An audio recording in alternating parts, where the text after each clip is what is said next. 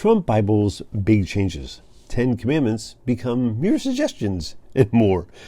I love little free libraries. They're often a way for me to get a new book without shelling out a ton of money, and an opportunity to see new publisher advanced editions of books before they hit the stands.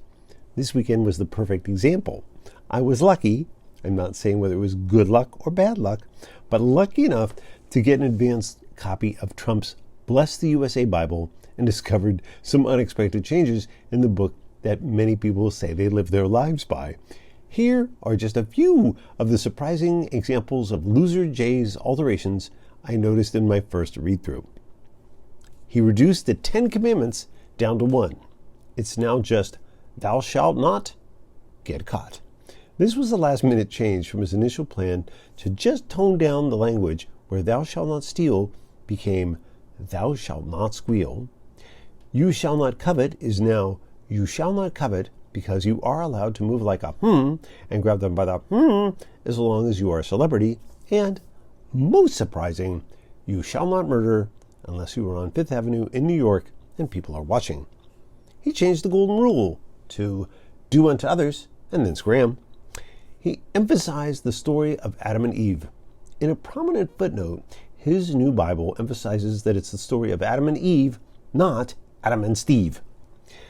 Given his claims that he's pro-LGBTQ, I'm not sure what he's trying to say here. It changes the story of Noah slightly. The Lord still tells Noah to bring 2 of each animal, but expressly prohibits Democrats. I don't know about you, but this surprised me because I thought Democrats were invented later. Change the name of the book of Job. It's now the book of Dawn. Just like his statement that no other president has been more persecuted than he, even President Lincoln, Trump now maintains that no figure in the Bible was more persecuted than he has been, including Job. He eliminated the book of Judges because they were biased against him. He had planned to stack the book with his own appointees, but realized independent judges can get too big for their britches and forget who appointed them in the first place.